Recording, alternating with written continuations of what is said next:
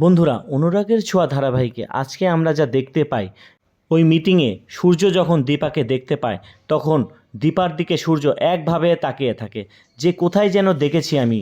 এত চেনা চেনা লাগছে কেন এই মেয়েটাকে? মনে হচ্ছে ওনার সাথে আমার অনেক অনেক অনেক বছর ধরে সম্পর্ক।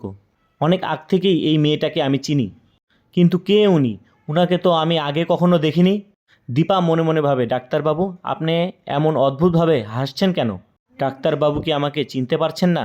উর্মি খুব ভালো করেই বুঝতে পারে দাদাকে দেখে দিদি তো সবটা ধরে ফেলবে।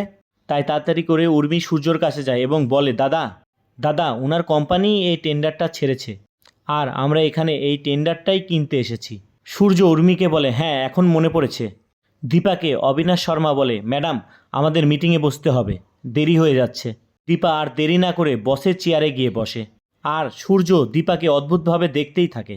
এই সব কিছু লক্ষ্য করতে থাকে উর্মি, এবং রূপা দীপাকে এইভাবে দেখে রূপাও অবাক হয়ে যায়। ভাবতে থাকে, মা তোমাকে কত বছর পর দেখেছি, আমি জানি তুমি কখনোই হেরে যাবে না, কিন্তু তাই বলে জেল থেকে বেরিয়ে তুমি আমার সাথে কোনো যোগাযোগ করনি?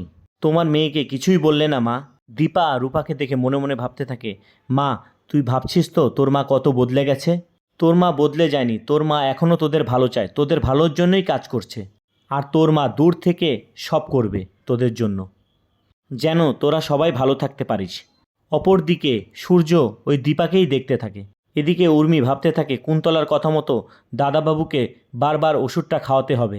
সুযোগ পেলেই দাদাকে এখনই এই ওষুধটা খাইয়ে দিতে হবে, যেন কোনোভাবেই দাদা কোনো কিছু মনে করতে না পারে। শুরু হয়ে যায় টেন্ডার নিয়ে দর কষাকষি। একের পর এক সেনগুপ্ত পরিবার এবং রূপার সাথে হয় লড়াই। টেন্ডারে এক একবার এক একজন দর কষাকষি করতে থাকে। টেন্ডার নিয়ে দর কষাকষির এক পর্যায়ে লাঞ্চ ব্রেক হয়। তখন দীপা চেয়ার থেকে উঠে লাঞ্চের জন্য এগোতে লাগলেই হোঁচট খেয়ে পড়ে যেতে থাকে, এবং সেই মুহূর্তে সূর্য দীপাকে ধরে। অনেক বছর পর তারা একে অপরের কাছাকাছি আসে। এই দেখে উর্মি ভয় পেয়ে যায় এবং ভাবতে থাকে শিগগিরই দাদাকে ওষুধ খাওয়াতে হবে। তাড়াতাড়ি সুযোগ বুঝে দাদাকে ওষুধ খাওয়াতে হবে, তাছাড়া দাদার সব কিছু মনে পড়ে যেতে পারে। এরপরে দেখা যায় দাদা যখন লাঞ্চ ব্রেকের জন্য অপেক্ষা করে তখন উর্মি তার দাদার জন্য খাবার রেডি করতে থাকে এবং সবার চোখের আড়ালে সেই ওষুধ মেশানোর চেষ্টা করে। সূর্যকে দেখে দীপা ভাবতে থাকে, ডাক্তারবাবু আপনার কি কিছুই মনে পড়ছে না? আপনি সব কিছু কীভাবে ভুলে গেলেন ডাক্তারবাবু? আমাকে জানতেই হবে।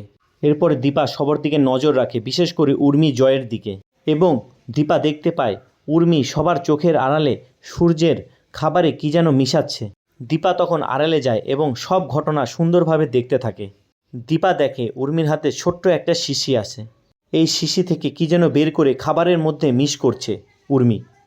তারপর খাবারটা সূর্যের দিকে নিয়ে যাচ্ছে এবং সূর্যকে দিচ্ছে।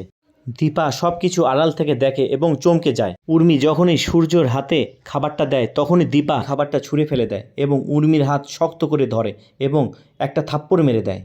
উর্মির হাতে ওই শিশিটা লুকানোই থাকে। দীপা ওই শিশিটা সবার সামনে বের করে উর্মির মুখোশ সবার সামনে খুলে দেয়। উর্মিকে দীপা বলে, ছি উর্মি ছি, তুই কি করছিস এসব? তুই ডাক্তারবাবুর খাবারে এই ওষুধটা কেন মিশাচ্ছিস? কি উদ্দেশ্য তোর? তারপর উর্মি দীপার কোনো উত্তর দেয় না এবং সব কিছু লুকানোর চেষ্টা করে, কিন্তু শেষ পর্যন্ত উর্মি কিছুই লুকোতে পারে না। দীপা রেগে গিয়ে উর্মিকে সবার সামনে বেশি করে অপমান করতে থাকে এবং দীপা বুঝতে পারে যে কোনো অসৎ এবং খারাপ উদ্দেশ্য নিয়েই উর্মি সূর্যের খাবারে এই ওষুধটা মেশাচ্ছে। তো বন্ধুরা, তোমরা এটাই চাও তো দীপা উর্মিকে উচিত শিক্ষা দেয় এবং সূর্যের খাবারে ওষুধ মেশানোর কথাটা সবার সামনে ফাঁস করে দেয়? তবে অবশ্যই আমাদের সাথেই থাকুন এবং আমার চ্যানেলটি অবশ্যই সাবস্ক্রাইব করে দিবেন।